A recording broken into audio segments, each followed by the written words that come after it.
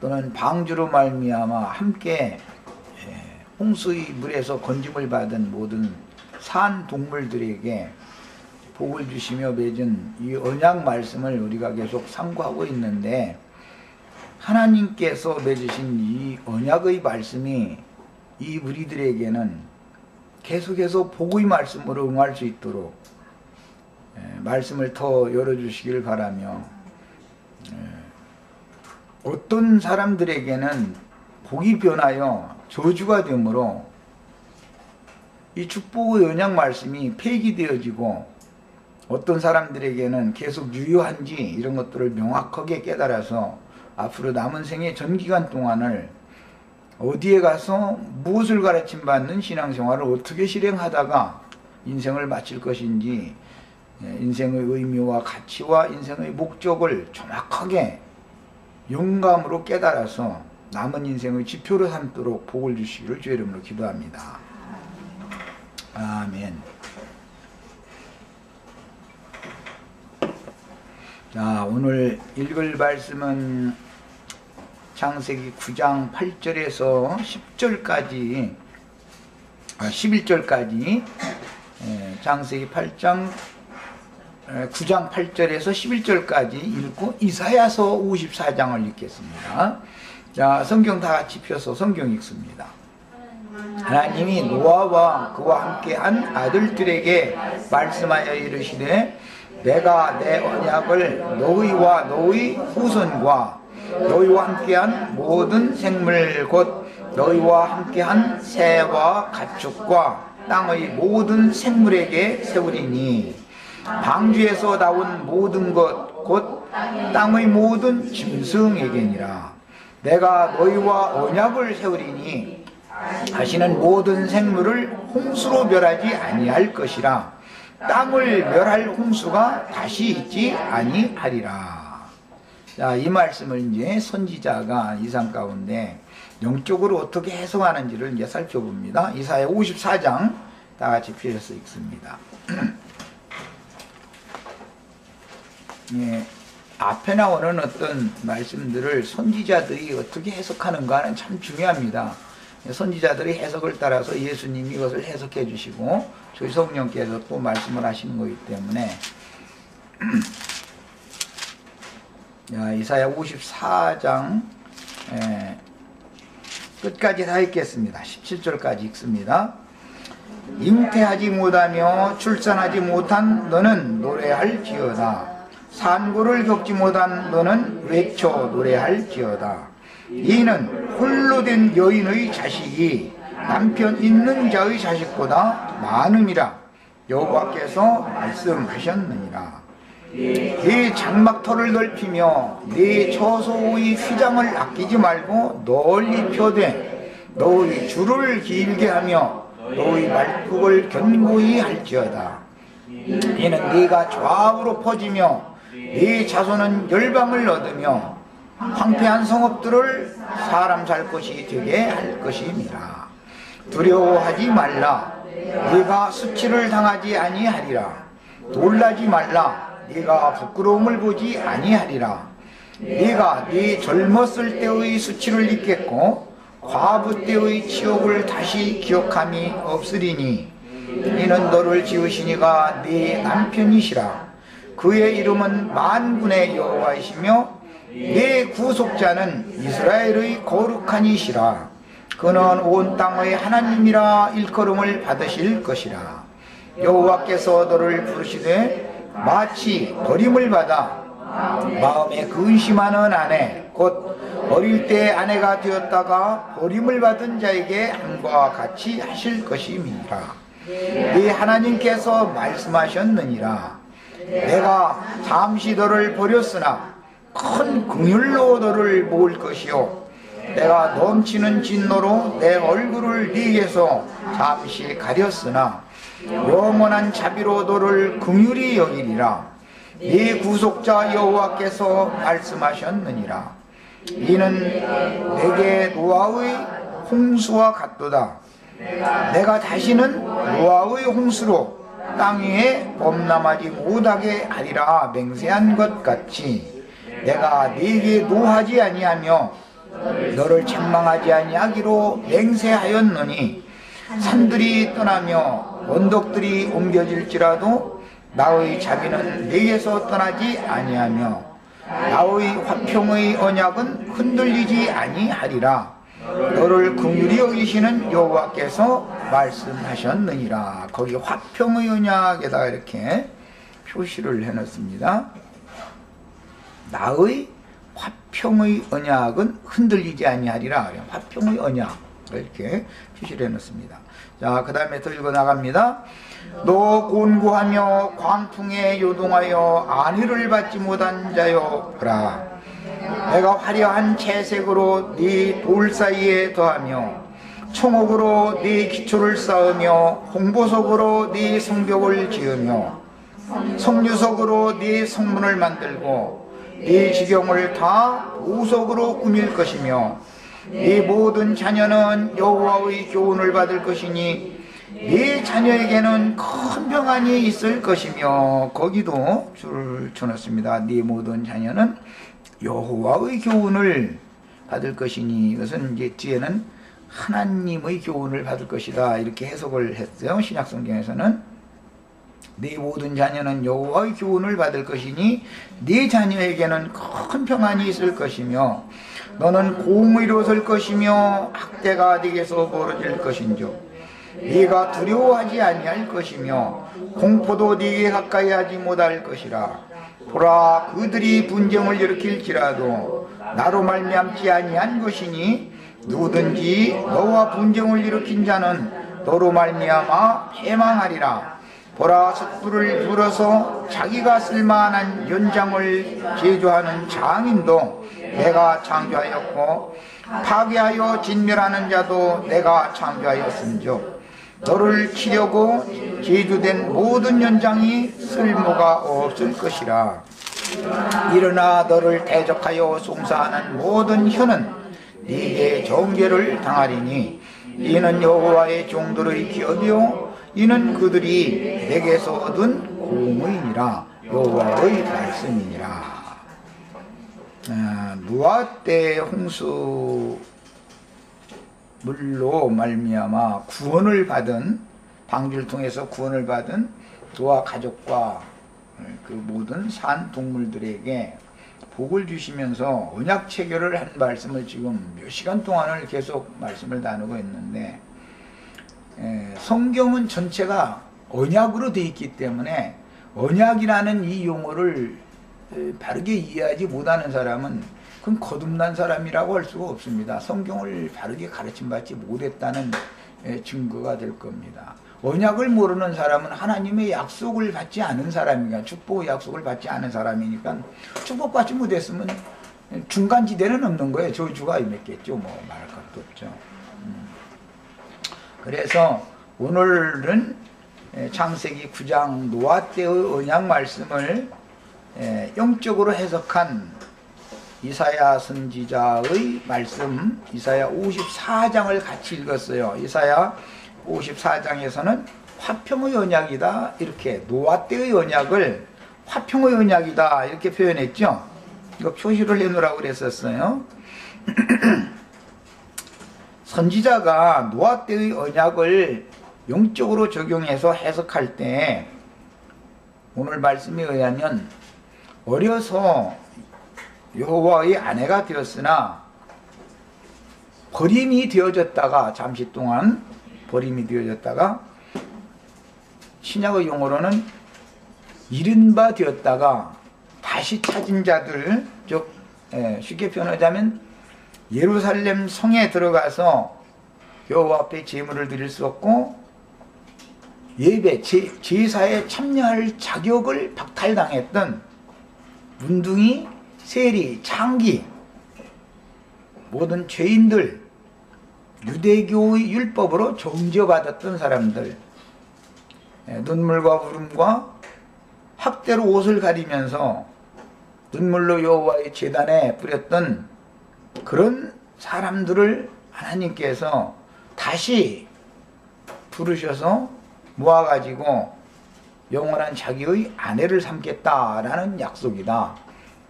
전에는 그 약속이 화평이 아니고 저주이며 정죄의 약속이었지만 이제는 화평의 약속으로, 흔들리지 않는 화평의 약속으로 다시 맺는다라는 걸 이렇게 설명을 했어요.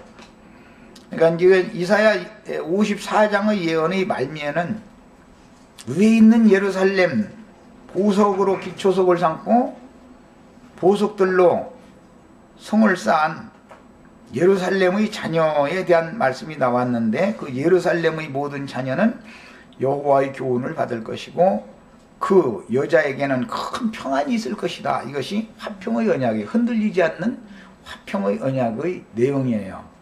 자, 이렇게 간략하게 노아 때의 언약 내용이 선지자의 예언에 어떻게 증거가 되었고, 이런 모든 예언 말씀들을 신약 성경에서 예수님이 이것을 어떻게 적용하고, 오늘 우리 형제 자매님들에게는 이 말씀이 정말로 화평의 언약, 축복의 언약으로 끝까지 응할 것인지, 이런 것들을 지금 계속해서 살펴보고 있는 중이에요. 그러니까 제가 어떤 창세기에 나오는 이 간략한 이 노아 때의 언약에 관한 말씀을 가지고 지금 그건 한 달이 넘도록 지금 이 말씀을 나누고 있는데, 언약이라는 건 이만큼 성경의 핵심이고 성경 자체는 구약 신약해서 두 언약으로 되어 있는 거기 때문에 언약이라는 이 용어 하나를 정확하게 가르쳐 놓는 것이 내 사명이다 생각해서 이것을 이렇게 가르치고 있는 거예요. 노아 때의 무지개 언약은 이사야 선지자의 예언에서는 화평의 언약이다 그랬어요. 신약에 와서는 예수님이 제자들과 함께 예루살렘의 마가 요한의 어머니 마리아 자매님의 그 다락방에서 제자들과 함께 모여서 새 언약을 체결한다, 이렇게 새 언약이라고 말했어요. 그 표현의 그 바꿔지는 내용이 의미를 잘 이해하셔야 돼요. 새 언약이 반대가 되는 언약이 있으면 옛 언약이라는 말이 당연히 있었겠죠. 그건 출애굽기 19장에서 시내산 율법 말씀으로 황소의 피를, 율법 말씀을 읽어서 들려주고 나서 황소의 피를 그 귀에다가, 이렇게 머리에다가 귀에다가 책에다가 다 뿌려준 다음에 언약을 체결을 했던 것을 옛 언약이다 그랬어요. 그래서 그 첫 언약 또는 옛 언약에 대비하는 말씀이 새 언약 말씀이다. 언약을 체결하는 것은 하나님의 백성들이 하나님과 함께 한 자리에 모여야 되는 것이죠. 그 다음에 피를 뿌리는 것은 하나님의 생명의 말씀을 사람들에게 들려줘서 믿어지게 하는 것을 늘 성경에서 말하는 거예요. 반드시 피를 뿌려가면서 언약 체결하는 거예요. 그런데 구약 시대에는 황소를 잡아서 피를 뿌렸어요. 신약 시대에는 예수의 피로 맺은 새 언약을 체결하는 거예요.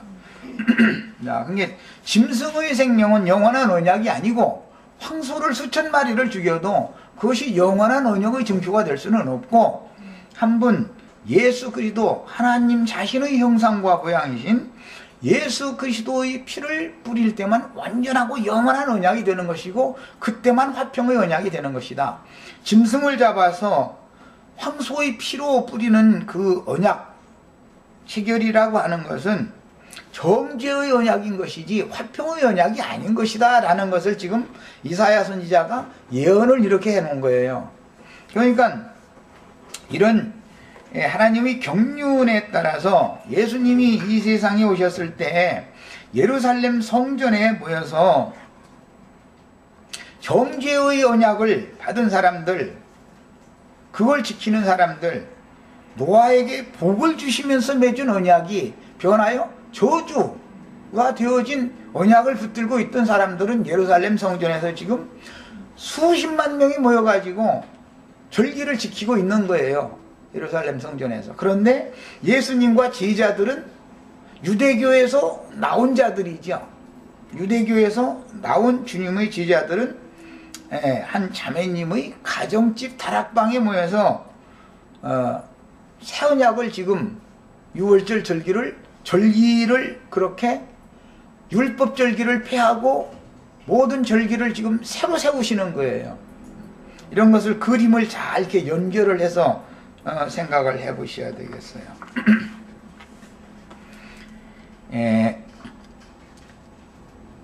노아 때의 이 언약은 먼 후일 그래서 시내산에서 모세와 이스라엘 장로들에게 말씀하시고 아브라함과 이삭과 야곱의 육적 자손들, 혈통적인 자손들인 이스라엘 자손들과 시내산에서 황소의 피로 맺은 언약에 대한 모형이 되는 거예요. 노아 때의 언약이 있었기 때문에 그런 언약 체결이 있는 거예요. 이 언약이 없었다면 시내산에 모인 언약 체결도 없는 거죠. 그런데 시내산에서 모여서 체결한 그 언약이라는 것은 축복의 언약이 아니고 화평의 언약이 아니고 저주의 언약이다 이거예요. 곡이 저주로 바꿔진 사람들과 맺는 언약이다 이 말이에요. 왜? 혈통적인 아브라함의 자손들이니까 그렇단 말이에요. 영적 자손들이 아니기 때문에 그렇다 이 말이에요. 자, 그래서 신약 성경에서 그 6월절의 실현 때에 예수님이 제자들과 맺은 새 언약으로 이제 성취가 되는데, 유대교의 체제, 종교 조직에서 예수 그리스도께로 나와서 주님의 제자가 되어져서 주의상에 주님과 함께 모인 제자들의 그 만찬 모임은 먼 후일 하늘의 시온산 어린 양 앞에 모인 장자들의 총회 교회에 대한 모형이 되는 거예요. 표적이죠. 예수님과 제자들이 모였던 그것은 표적이에요.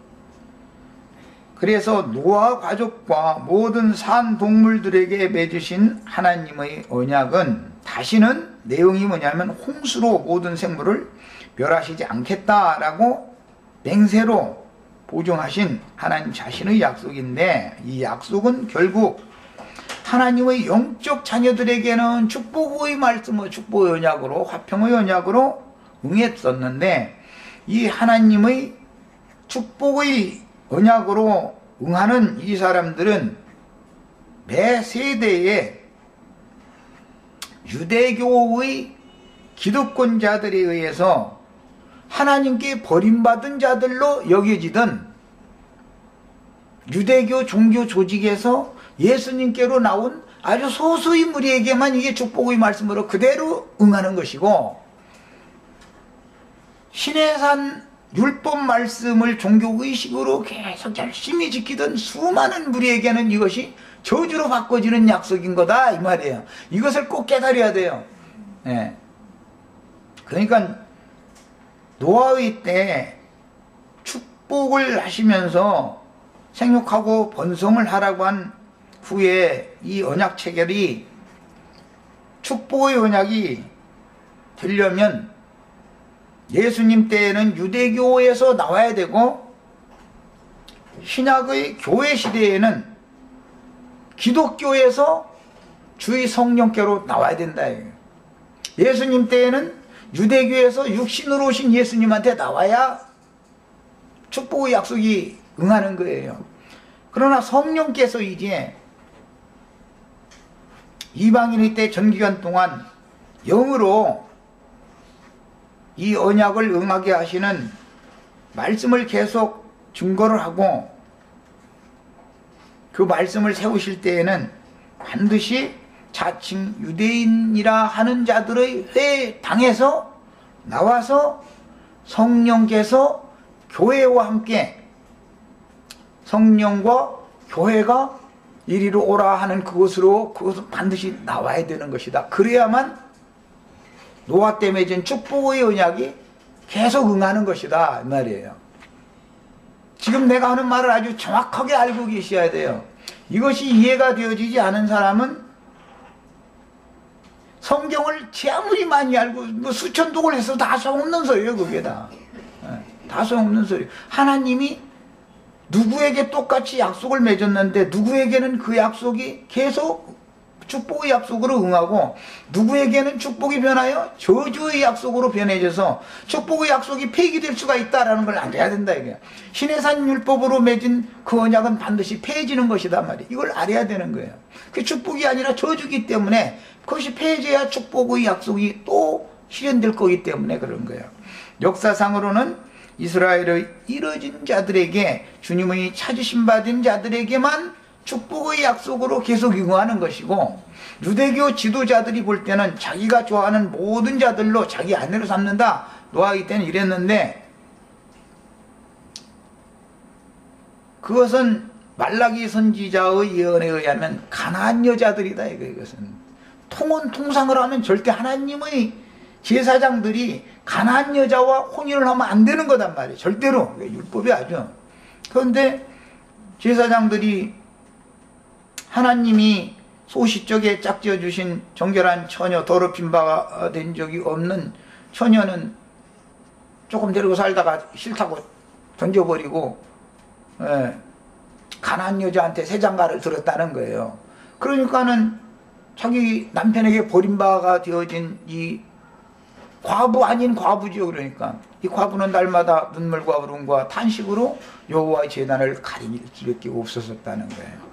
그런데 주님이 오셔서 그들에게는 노아 때 복으로 맺으신 축복의 언약 말씀을 실현시켰단 말이에요. 이사야 선지자의 예언을 적용을 한 거예요. 그러니까 이사야 선지자는 출애굽기에 나오는 율법 말씀의 언약을 영적으로 적용을 하니까 이게 바꿔져 버린 것이죠. 이런 이치를 알아야 돼요.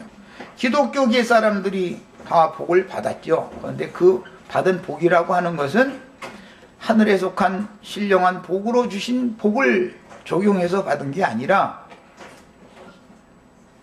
광야의 자녀가 오늘 이사야 54장 읽을 때 첫 시작이 그 말씀이 나왔죠. 남편 있는 여자의 자녀보다 광야의 자녀가 더 많다 말이야. 그러면 광야의 자녀라는 게 뭐냐? 광야교회라는 말인데, 광야로 상징되어진 여자는 아브라함의 첩인 하갈이다 이게. 음녀의 자녀다 이게. 그래서 계시록에 와서는 큰 음녀의 자녀는 큰이라는 말이 그려 들어가는 거예요. 수가 많으니까. 우리 교회가 세계에서 제일 크다 그런 소리 하면 그것은 음녀교회다라는 뜻을 스스로 말하는 거예요. 이런 비밀을 몰라 그 사람들은. 이런 얘기하면 그럼 교회가 커야지 찌우야 되냐고 이러고 앉았고, 적은 무리만이 하나님의 나라를 유업으로 받는다는 걸 성경이 엄연히 기록하고 있음에도 불구하고 그냥 자꾸 대회로 모이는 큰 무리를 자꾸 이렇게 추종을 하는 거예요. 축을 하는 거죠. 이것은 전부 눈 멀고 귀가 막혀서 안 들리는 거예요. 안 보이기 때문에 그러는 거예요. 그 다음에 노아 가족과 모든 산 동물들에게 맺으신 이 하나님의 언약 내용은 홍수로 모든 생물을 멸하시지 않겠다라는 약속이었지만, 사실은 계시록에 가보면 뱀이 여자의 뒤에서 물을 강같이 토해내기 때문에 많은 큰 무리는 홍수물에 다 떠내려가서 동물 마시고 다 죽는 거고, 아주 적은 어떤 보존되어질 무리만이 땅이 그 여자를 도와서 뱀의 동물의 침해를 받지 않게 해주므로 지키심을 받고 끝내 그리스도의 신부가 되는 이야기예요. 그래서 큰 성 바벨론이라고 하는 것은 큰 음녀다 그러고, 주님의 신부들 교회는 정결하고 흠이 없는 정결한 처녀다 이렇게 표현하죠. 나는 너희를 정결한 한 처녀로 중매하려고 해산하는 수고를 한다 이렇게 표현을 했어요. 그게 정결한 처녀교회와 큰 음녀교회라는 것을 구분할 줄 알아야 된다. 교회라는 건 어머니인 건데, 성경에는 정결한 자라는 것은 하나님의 아들은 처녀가 낳는 자인 것이지 음녀가 낳는 것이 하나님의 아들이 아니다라는 걸 계속 암시해 나가는 거예요. 예수님도 처녀가 낳았죠. 그럼 처녀가 어떻게 애 낳느냐고 또 이제. 하나님은 처녀도 애 낳게 하는 방법이 다 있어. 처녀를 통해서 낳은 아들만이 하나님의 아들이다. 이게 비밀이다. 하나님께서 아담을 위하여 먼저는 짐승들을 지어서 이름을 붙여주라고 그랬더니 아담이 자기 짝을 찾지 못했죠. 수많은 짐승들 중에서도. 그러나 여자를 지어서 짝으로 붙여줬을 때는 아주 내 뼈 중의 뼈요 살 중의 살이로다 해가면서 청년이 처녀를 사랑하는 마음이 있었던 것과 같은 그런 표현을 했었고 기뻐했었어요. 그때는 하와라는 그 여자가 처녀였죠. 틀려요? 맞아요? 아담에게 처음에 짝을 붙여줬을 때는 처녀였잖아요. 그런데 뱀의 말을 받아들여서 그 마음에 믿었을 때는 음녀가 된 거죠. 자, 예수님도 하나님의 말씀씨로 잉태되어지고 낳는 거죠.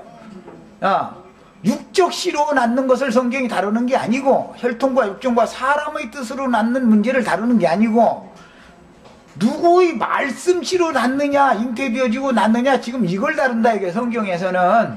자, 그러니까 엄연히 아담의 짝이고 처녀를 갖다가 짝을 붙여줬어요.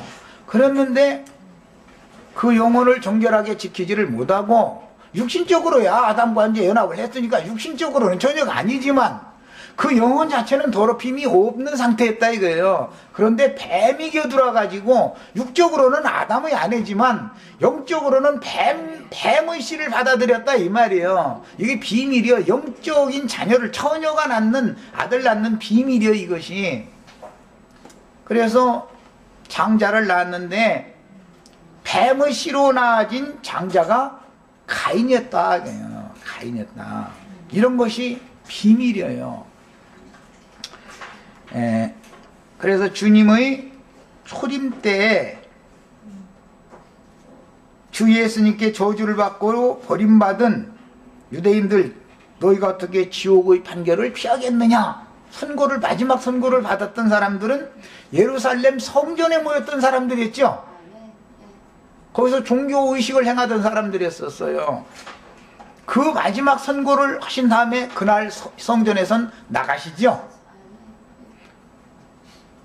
마태복음 23장에 보면 너희가 어떻게 이 외식하는 서기관과 바리새인들이여 너희가 어떻게 지옥의 판결을 면하겠느냐라고 선고를 마지막 심판 선고를 내리시잖아요. 누구한테 한 거예요? 예루살렘 성전에 모여서 지금 종교적인 예배 열심히 하는 사람들한테는 말이잖아요. 그날 그 성전에 있는 자들은 다 축복이 변하여 저주가 된 사람들이다 이 말이에요. 지옥 판결을 받았으니까.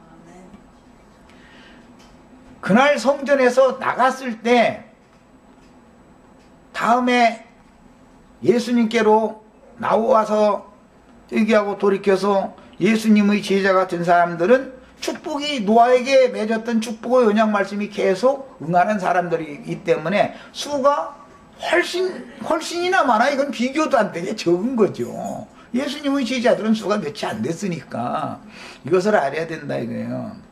근데 이런 것에 대한 성경의 감춰진 비밀들을 사람들에게 설명하고 이해시킨다는 게 너무 어려운 거죠.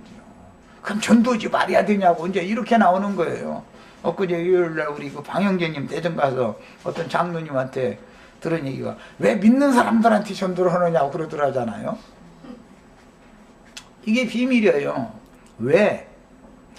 첫 번째는 바다에서 방주로 심판의 물을 피해서 방주로 들어와라 라고 말씀을 전하는 거고, 두 번째는 물이 마른 땅으로 아라라산에 있는 방주에서 새 땅으로 이제 나와라 라는 것을 다시 증거하니까 당연히 이미 방주 안에 있는 사람들한테 언약을 맺는 것이지, 홍수 심판으로 다 죽은 사람들한테, 죽은 자들한테 무슨 언약을 맺어. 하나님이 산자의 하나님인데 이런 이치를 알아야 된다 이거예요.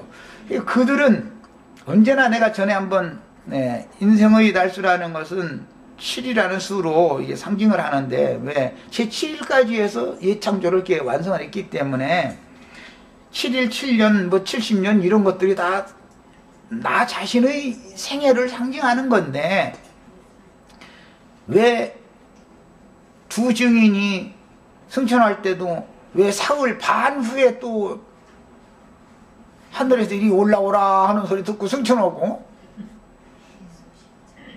마지막 증인들이 추수의 일을 할 때도 마지막 3년 반 동안을 왜 꼭, 7년 내내 하면 어때?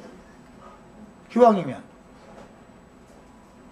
그 죽자마자 그냥 바로 그냥 승천해버리면 되려면 뭘 꼭 사흘 반 동안을 또 이러고 있는 거는 또 뭐예요 또? 왜 이렇게 반을, 이게 7이라는 수를 반으로 딱 쪼개서 전반부와 후반부를 나누는지를 또 알아야 되는 것이죠. 이런 것도. 다 거듭났다고 하지만, 이제 육신으로 난 건 아니죠. 유대인이든 이방인이든 세상 사람 다 육신적으로 부모 뱃속에서 나는 것은 다 똑같은 일이고, 거듭났다고 하는데 거듭난 것이 뱀의 씨로 날 수도 있고, 진리의 하나님이신 하나님의 말씀, 진리의 말씀으로 날 수도 있기 때문에 이것이 양편에서의 문제이기 때문에 이게 비밀이다 이거예요. 그러니까 기독교인들은, 세상 사람들은 거듭나지 못했고 저희는 다 거듭났다고 그래요. 그렇게 말하죠. 거듭났어요. 났는데 왜? 그들은 육적인 사람들이야. 영적인 걸 추구하는 사람들이니까 거듭났는데 뱀의 씨로 났느냐 하나님의 씨로 났느냐가 이게 비밀이다 이 말이에요. 이거를 몰라. 그냥 예배당에 안 나오면은 거듭 안 났고, 저 예배당에 나오면 거듭났다고 그래요. 그런데 거듭났는데 거짓의 아비요 살인자인 마귀의 씨, 뱀의 말을 받아들인 하와라는 여자가 그 음녀가 낫느냐 정결한 처녀가 낫느냐는 비밀이다 이 말이에요. 우리 형제 자매님들은 그래서 마음의 생각과 뜻을, 영혼을 정결하게 보존되어지는 정결한 처녀의 태에서 하나님의 말씀 씨를 심어가지고 거듭나게 만드는 이 질을, 영적 사실을 깨달아야 돼. 이 굉장한 비밀인 거예요. 세상사 같으면 처녀가 어떻게 아들 낳, 처녀가 아들 낳았다고 그러면은 요구도 먹지요. 처녀가 아들 낳았다 봐. 그럼 요구도 먹지. 처녀가 어디 가서 한참 있더니 말이야, 멀쩡한 것 같이 하더니 친정년 보는 애기 하나 데리고 오더니 말이야. 만약에 그랬다 봐. 그럼 친정아버지한테 그거 애는 놔두고 너는 나가라고 그 쫓겨남을 당하지요. 어떻게 할 거예요 그거. 세상사의 얘기가 아니죠. 성경이라는 것은. 그러니까 영적인 사실이다. 그 영혼이 얼마나 정결하고 거룩하냐, 이 사람에게서 거룩한 진리의 말씀 씨로 나아졌느냐, 이걸 성경이 중요하게 다루는 건데, 이런 얘기를 가르치기가 어려워요. 처녀가 애 낳는 얘기하면은, 예수님이 처녀에게서 낳았다 이 얘기하면은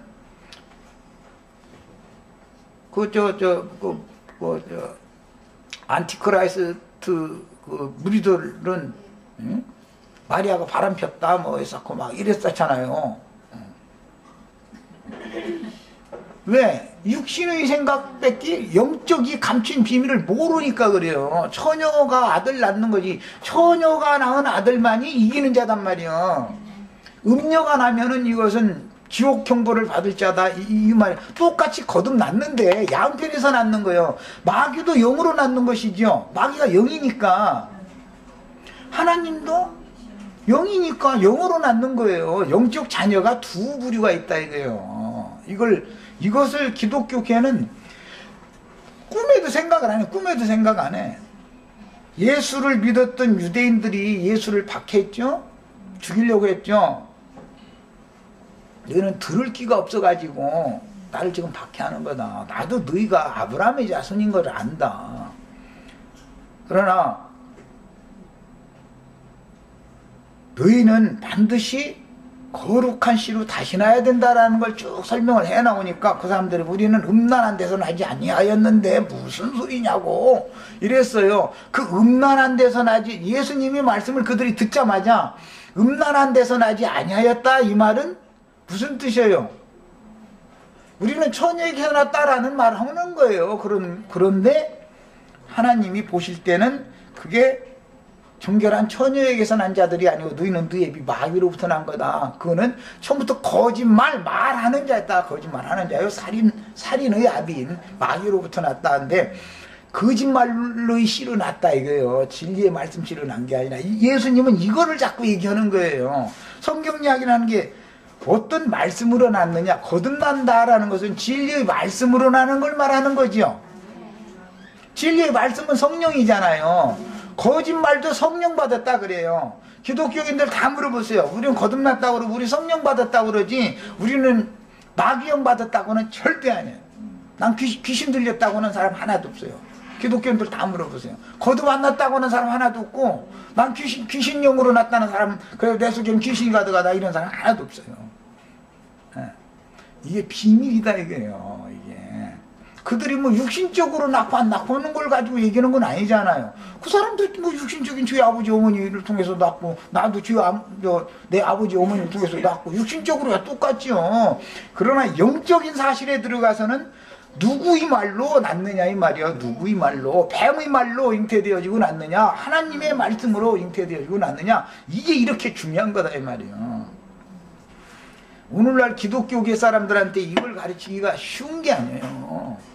예배당에 안 나오면 다 거듭 안 났고 저희한테 오면은 예배당에 오면 거듭 났다고 그러는데 거듭 났는데 왜 육신적인 세상사를 죽어놓은 게 아니니까 그들은 뭐 소위 말하는 죽어서 천당 가려고 하면 영적인 걸 죽어놓은 사람들이잖아요. 낳기는 낳는데 어떠한 말로 낳냐 이거야. 누구의 말로. 이게 이렇게 중요한 거예요. 그 다음에 그래서 이제 당연히 우리는 뭘 추구해야 되냐면 성경에는 반드시 육신적인 아버지 어머니는 표상일 뿐이고 영적으로 두 아버지가 있고 영적으로 두 어머니가 있다. 그러니까 어떤 아버지 어머니 사이에서 난 자녀가 당연히 두 부류가 나눠지겠죠 이제. 그래서 하나님의 자녀와 마귀의 자녀라는 것이 당연히 나눠질 수밖에 없는 거잖아요. 그런데 그 사람들은 뭐라고 말해요? 자기 멀쩡한 남편 자기 자식보다 아이고 이 마귀 새끼야 징글 맞아라 막 이러면서 막 욕하지요. 아니 어떻게 자기 남편이 마귀 새끼고 자기가 난 자식이 어떻게 마귀 새끼요. 그게 그를 잘 길러서 진리의 말씀으로 거듭나게 해서 하나님의 자녀가 되게 해주라고 재료를 보낸 건데 아버지 어머니를 통해서 우리가 처음 날 때는 다 복받을 그릇으로 원래가 다 진노의 그릇이었지만 축복의 그릇이 되게 하라고 자녀를 보내주신 거 아니에요. 그러니까 저 로마기 신부들처럼 장가가면 여자로 말미암아 더럽히면 14만 4천 못 된다고 그런 소리 하지 말고 또 뭐 어제 신문에 보니까는 또 뭐 S교단이라고 그랬는데 그 이제 소위 말하는 신천지라고 하는 게 이제 이만희 교단 그 이제 14만 4천 그냥 과천에 모이게서 이제 그 수가 채워지면은 다 같이 신부가 되어져 가지고 뭐 하늘이 14만 4천은 영이 임해 가지고서 뭐 같이 산대나 안 죽고 뭐 영원히 산대나 말. 참 내가 보니까 쭈그러져 가지고 그러고 난 영원히 살고 싶지 않아 난. 사람들이 생각이 어째 그냥 그런데 거기다 대고 미쳐가지고 그러고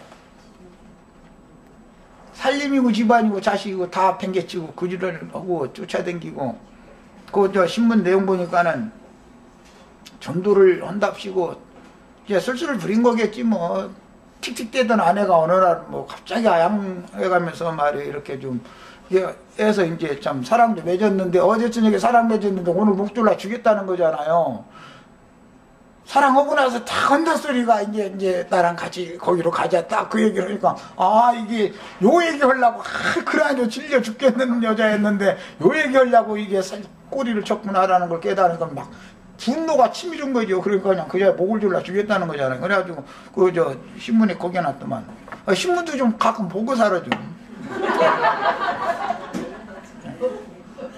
이용해 먹을 게 따로 있지 말이야 세상에. 남편을 그런 식으로 말이야 유혹해가지고 그렇게 해가지고 그러니까 막 얼마나 배신감이 컸겠어요. 그러니까 막 허탈감 때문에 그 죽인 거잖아요. 무언가가 홀려가지고 미치면 그 짓을 한다니까 그 짓을. 그런데 쑥도 모르고 사랑하자고 하니까 좋아가지고선 사랑을 했는데 알고 보니까 그게 꽁꽁이 쑥을 가지고 했으면은 그거 막 분노가 막 치밀은 거죠. 절제할 수 없을 정도로.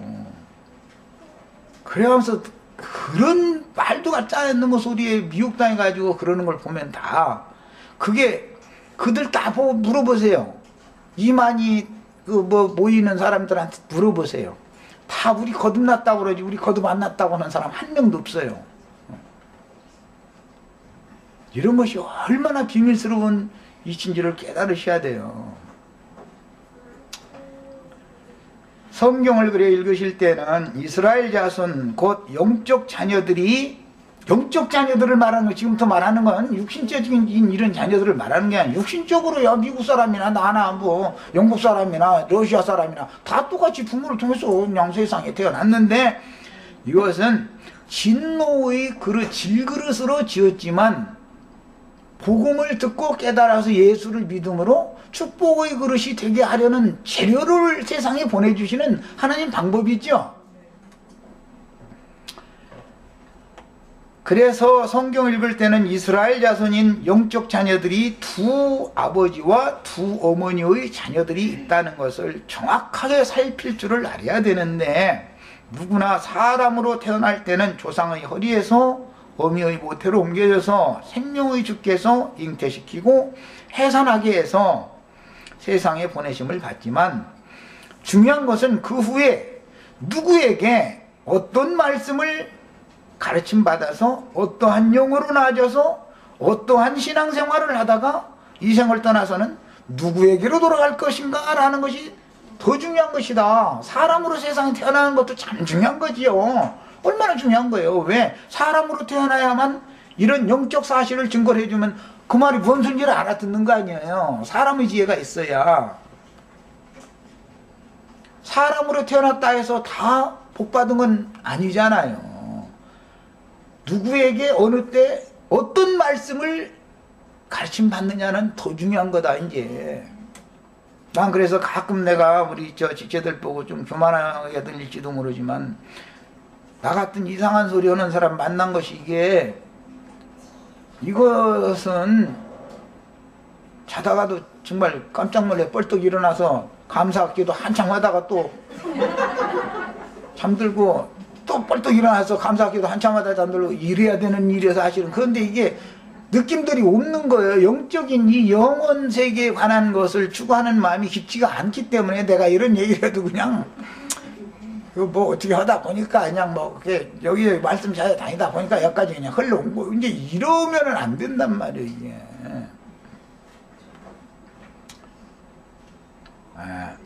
인간은 어느 때 누구를 만나서 어떠한 말씀을 듣느냐. 그런데 그것이 하나님께서 하늘문을 열어가지고 들리게 해주시고 깨닫게 해줘가지고 믿어지느냐. 이게 믿음의 비밀이라는 게 너무너무 비밀스러운 거 이게. 예. 아무나 이게 되는 게 아니잖아요. 예수님 때도 예수님 말씀 다 들었잖아요 유대인들이. 근데 다 예수를 영접한 건 아니잖아요. 유대교로 다 다시 돌아가 버리고 발에 밟힐 만큼 많이 모였다가도 다 떠나가 버리잖아요. 왜? 자기네들이 바라던 그 메시아를 기다렸는데 그게 아니니까.